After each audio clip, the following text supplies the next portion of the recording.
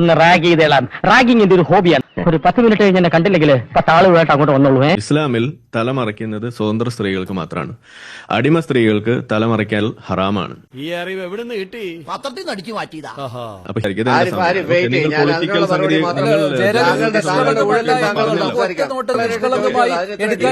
ഞാനൊന്ന് പറയട്ടെ, എന്ത് സുഗുണന്റെ ഭാര്യ പറഞ്ഞപ്പോ തനിക്ക് ചൊറിയുന്നത് ആരാണ് യഥാർത്ഥ കുറ്റവാളി?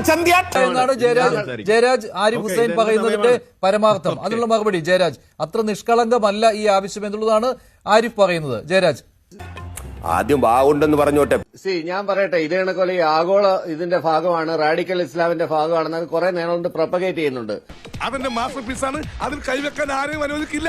ഞാൻ കുറെ വർഷങ്ങൾ, ഏതാണ്ട് 10 വർഷത്തോളം ഞാൻ യുഎഇയിൽ വർക്ക് ചെയ്ത ഒരാളാണ്. ഓൾമോസ്റ്റ് GCC കൺട്രീസിൽ എല്ലാ സ്ഥലത്തും ഞാൻ പോയിട്ടുണ്ട്.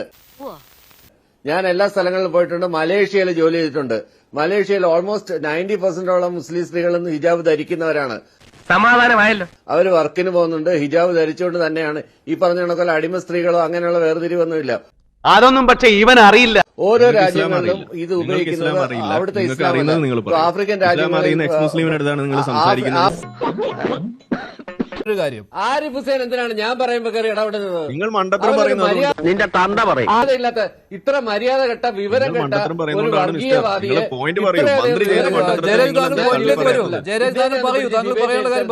എന്നിട്ട് ഈ മരം കൂടെ എന്നോട് ചാടിക്കയറുന്ന എന്തിനാ?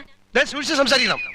തനിക്ക് മാത്രം വായി തോന്നി വിളിച്ചു പറയാല്ലേ? മഞ്ജുഷേ, പോയിന്റ് പറയണോ വേണ്ടത് ഞാൻ തീരുമാനിക്കാം. താനാദ്യം വായടക്കേ, താനാദ്യം വായടക്കേ. താൻ ആരുടെ കളിക്കുന്നത്? കുറച്ചുകൂടെ മര്യാദക്കൊക്കെ സംസാരിക്കും. ഇതൊരു നടക്കി പോണ ലക്ഷണില്ല. ഞാൻ ഇവന്റെ 2 വാങ്ങിച്ചിട്ടേ പോവുള്ളൂ. ഒരാളെ സംസാരിക്കാൻ അനുവദിക്കാതെ ഇയാള് പറയാനാണോ പോയിന്റ് പറയാൻ ഞാനിരിക്കുന്നത്? ചോദിക്കുന്ന ഉത്തരങ്ങൾക്ക് ഞാൻ പറയും, താങ്കൾ മിണ്ടായിരിക്കട്ടെ. ക്യാമ്പസിനകത്ത് ഞാൻ ഡീസന്റാ എന്ന് വെച്ച് പുറത്ത് അങ്ങനെയല്ല. ആദ്യമേ എനിക്ക് സംസാരിക്കാൻ നടക്കില്ല പൊന്നു ജയരാജ, ഇത് പാർട്ടി ക്ലാസ് അല്ല. ഓക്കെ, നിങ്ങൾ പറയുന്ന മണ്ടത്തരം ഇവിടെ നമ്മൾ ചൂണ്ടിക്കാണിക്കും. പാർട്ടി ക്ലാസ്സിൽ പോയിട്ട് വരട്ടൊക്കെ മതി. ഓക്കെ, അതൊന്നും ഇവിടെ ഇറക്കണ്ട. ഓക്കെ, മര്യാദയ്ക്ക് സംസാരിക്കണം. ഞാനൊരു റെഫറിയാണ്, ഞാനൊരു കോപ്പുമല്ല. എന്നും വന്നോളൂ. ഇയാൾ എവിടെ മേടിച്ചിട്ടുണ്ടെങ്കിൽ ഇസ്ലാമിനെതിരെ ഞാൻ പലയിടത്തുനിന്ന് വാങ്ങിച്ചിട്ടുണ്ട്. അത് എന്റെ ഇഷ്ടം. അതുകൊണ്ടല്ലേ ഞാനും ഇത്രയും വലിയ നിലയിലായത്. എനിക്ക് പറയാനുള്ള കാര്യത്തിൽ എന്തെങ്കിലും പ്രശ്നമുണ്ടെങ്കിൽ നിങ്ങൾ പറയും. ഒരു തെറ്റ് ചൂണ്ടിക്കാണിക്കേ. നിങ്ങൾ പറയുന്നതിൽ തെറ്റാണ് ഞാൻ ചൂണ്ടിക്കാണിക്കുന്നത്. ഇവിടെ ആകാശത്തേക്കാടെ പോണ റോക്കറ്റ് തോട്ടിട്ട് പിടിച്ച് ആത്തലത്തിൽ വെച്ച് പൊട്ടിക്കാൻ കേട്ടണ്ട. ഇതാണ് ഐറ്റം. മന്ത്രി അവിടെ ഇതുപോലെ എന്താണ് ബസ് എന്ന് പറയുന്ന രീതിയിലൊക്കെ ചെയ്തു. ഇവൻ എത്ര കിട്ടിയാലും മതിയാവും. ഇതിന് വ്യക്തമായ ബാക്കിംഗ് ഉണ്ട്. ഇത് കൃസംഗികളാണ് ഇത്തരം വിഷയങ്ങൾ മനഃപൂർവ്വം കുത്തിപ്പൊക്കുന്നത്.